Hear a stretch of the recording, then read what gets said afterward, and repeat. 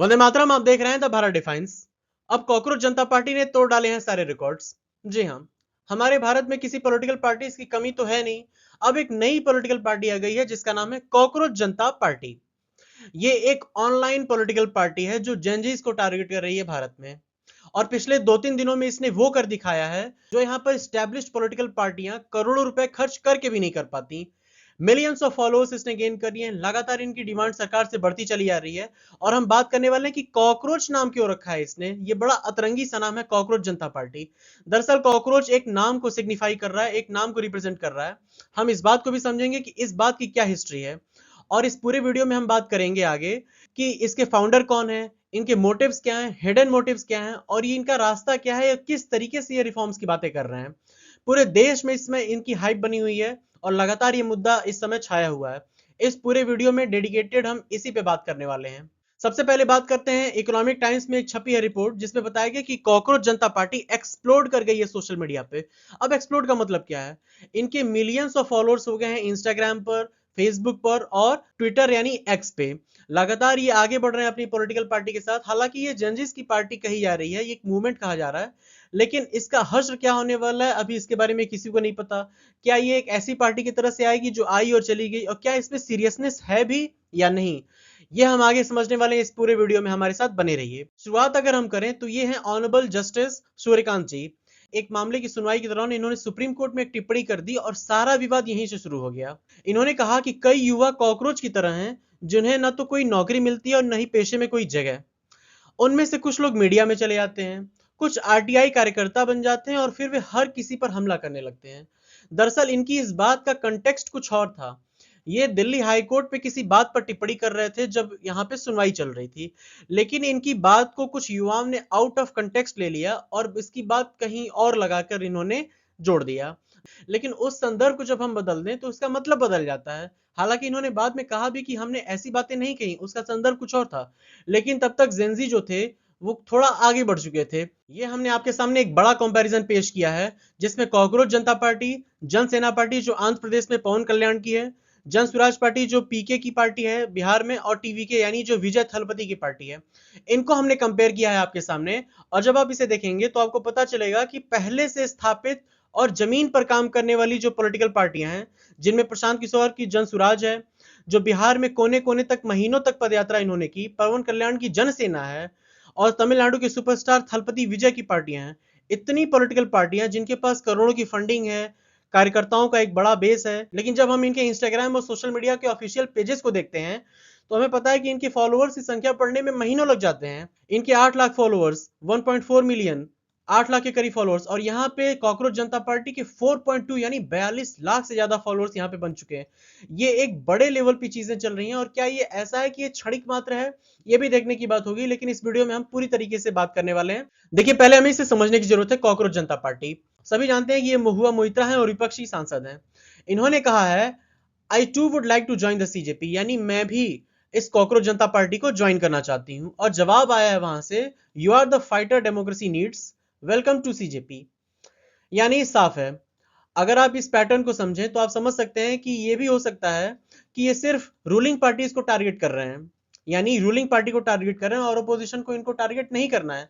खामियां हैं तो अपोजिशन में भी हो सकती हैं और ये सत्ता पक्ष में भी हो सकती हैं, लेकिन किसी एक पक्ष को टारगेट करना और दूसरे पक्ष की बात ना करना, क्या ये अमेरिका की फंडिंग है?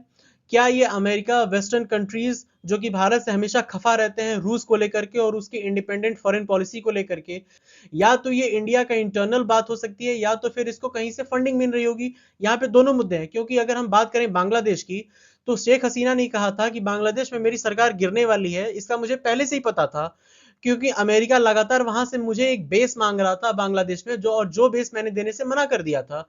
बाद में उसने मेरी सरकार गिरा दी। और सेम यही सिचुएशन नेपाल में भी देखने को मिली, जहां पे जेंजीज का एक मूवमेंट हुआ और उसके बाद वहां की सरकार गिर गई पूरी तरीके से। तो ये क्या चीजें हैं, इसके बारे में हमें अच्छे से समझना होगा और इन बातों को ध्यान में रखना होगा। आगे हम बढ़े तो बात करें हम कॉकरोच जनता पार्टी ये है क्या। एक्चुअली में ये जो पार्टी है ये भारत में 2026 से शुरू हुई है और ये एक सटैरिकल यानी व्यंग करती है, मजाकिया लहजे में अपनी बात कहती है, और अभी तो फिलहाल ये राजनीतिक आंदोलन कह रहे हैं अपने आप को, लेकिन पता नहीं, ये हालांकि अभी चुनावी पार्टी नहीं है, बस इंटरनेट और सोशल मीडिया पर चलने वाला एक यूथ ड्रिवन पॉलिटिकल मूवमेंट है, यानी इसको यूथ चला रहे हैं। और किस तरह से इसका उद्देश्य है, क्या ये आगे आगे बढ़ेगी कैसे, अभी इसमें कहना कुछ जल्दबाजी होगी। उद्देश्य इसका कहा जा रहा है कि राजनीति, बेरोजगारी और चुनावी व्यवस्था पर तंज कसना है। आगे हम जो बात करें कि पूरी पॉलिटिकल पार्टी जो चल रही है, इसके फाउंडर कौन है। इसके फाउंडर हैं अभिजीत दिपके। इनके बारे में थोड़ा अगर हम बात करें तो ये पुणे में जर्नलिज्म मीडिया स्टडीज की इन्होंने पढ़ाई की है। उसके बाद ये बॉस्टन यूनिवर्सिटी से इन्होंने पढ़ाई की है, पब्लिक रिलेशंस में मास्टर्स किया इन्होंने। और इनका मेन काम जो रहा है political communication, digital campaigning, meme based messaging यानी मीम्स बनाना और पॉलिटिकल मैसेजेस क्रिएट करना सोशल मीडिया के थ्रू, सोशल मीडिया की स्ट्रेटेजी बनाने से जुड़ा हुआ है। एक और पहचान इनके साथ जुड़ी हुई है कि ये पॉलिटिकल बैकग्राउंड इनका रहा है आम आदमी पार्टी के साथ। ये 2020 से लेकर के 2023 यानी पिछले 3 सालों तक ये आम आदमी पार्टी की मीडिया और डिजिटल कैंपेन टीम में शामिल थे और वहां पे वॉलंटियर और स्ट्रेटेजिस्ट रहे। तो यहां से बातें क्लियर होनी शुरू हो जाती हैं कि इनका पॉलिटिक्स में पहले से रुझान था और ये एक पॉलिटिकल पार्टी के लिए काम कर भी चुके हैं। तो इस पर विवाद और आलोचनाएं भी हो रही हैं। कई लोगों ने सोशल मीडिया पर आरोप लगाया कि ये मूवमेंट अपोजिशन ओरिएंटेड है, यानी कि इसमें आप और टीएमसी जैसी विपक्षी राजनीति की झलक दिखती है, जो लगातार सरकार से प्रश्न करते हैं लेकिन बाकी लोगों पर उंगलियां नहीं उठाते। यह जेंजी मीम कल्चर के जरिए एंटी एस्टेब्लिशमेंट नैरेटिव चला रहा है, यानी कि जो सरकार चल रही है उस सरकार के खिलाफ इनका एक नैरेटिव चल रहा है। ये बातें इनकी आलोचनाएं में कही जा रही हैं। हालांकि इसमें सच्चाई हो भी सकती है, नहीं भी हो सकती है, ये फैसला आपको करना है, आप अपने कमेंट्स में बताइएगा। लेकिन दुनिया भर में जो ट्रेंड दिखा, भारत के आसपास जो हमें ट्रेंड दिखा है, उसके बारे में हम बात करें तो फॉरेन फंडिंग का भी एक डर बना हुआ है कि क्या इसे कहीं फॉरेन से तो फंडिंग नहीं मिल रही। ये सच भी हो सकता है, नहीं भी हो सकता है, ये हमारी भारत की जनता के ऊपर है। कमेंट्स में आप हमें बताएंगे, लेकिन हमारा काम है हमें सब पक्ष आपके सामने रखना। इस पार्टी की शैली कैसी है, अगर हम बात करें तो मीम्स यानी मजाक उड़ाते हुए किसी बात को ट्वीट करना या पोस्ट करना, सरकाजम यानी व्यंग की बातें करना, डार्क ह्यूमर यानी सरकार पे एक कड़ा तंज कसना, जेंजी का इंटरनेट कल्चर। जेंजी जो आजकल लगभग 20-25 साल 30 साल की उम्र के जो लड़के हैं, नौजवान लड़के लड़कियां हैं, उनका जो इंटरनेट कल्चर है, उनकी जो थिंकिंग है, उनके बारे में बातें कर रहा है। सटैरिकल पॉलिटिक्स यानी लोगों पर तंज कसते हुए ये पॉलिटिक्स करने की बात कर रहे हैं। नेक्स्ट अगर हम देखें सबसे बड़ी बात, जो मुद्दे क्या ये उठा रहे हैं, कॉकरोच जनता पार्टी इसने जजेस के रिटायरमेंट को लेकर के कहा है कि इनको रिटायरमेंट के बाद राज्यसभा सीट ना मिले, न्यायपालिका इंडिपेंडेंट रहे। हालांकि भारत में न्यायपालिका कंप्लीटली इंडिपेंडेंट है। यदि किसी, हाँ, इन्होंने कहा है कि लेजिटिमेट वोटर का नाम वोटर लिस्ट से कट जाए तो इलेक्शन कमीशन पर सख्त कार्रवाई हो। हालांकि ये सब बातें अलग अलग प्लेटफॉर्म पे अलग अलग बताई जा रही हैं। कहीं कुछ प्लेटफॉर्म पे इन्होंने कुछ बातें रखी हैं डिमांड, कहीं कुछ प्लेटफॉर्म से अलग अलग बातें रखी हैं।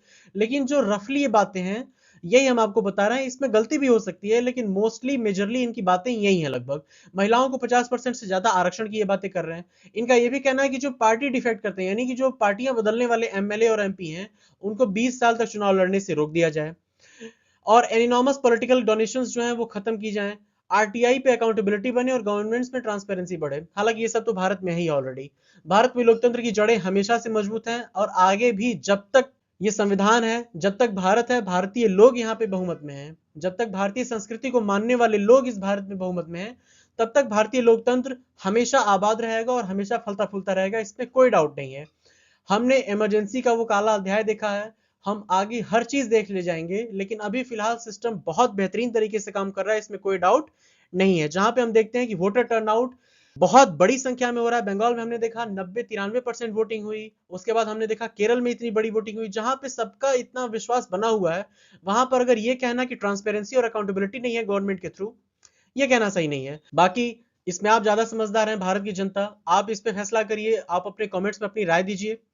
और हाँ, एक बात और, इस वीडियो को हर जगह शेयर कर दीजिए, क्योंकि अभी ये फिलहाल नई नई पॉलिटिकल पार्टी की तरह से सामने आ रही है और इसके बारे में भारत में भी बहुत कम लोगों को जानकारी है। हमने इस वीडियो में डिटेल बात की है इस बारे में। तो इस वीडियो को, आपका काम बनता है कि एक जिम्मेदार नागरिक की तरह इस वीडियो को आप हर जगह शेयर करिए, ताकि लोगों को और भी इसके बारे में अच्छे से पता चल सके। Thank you so much.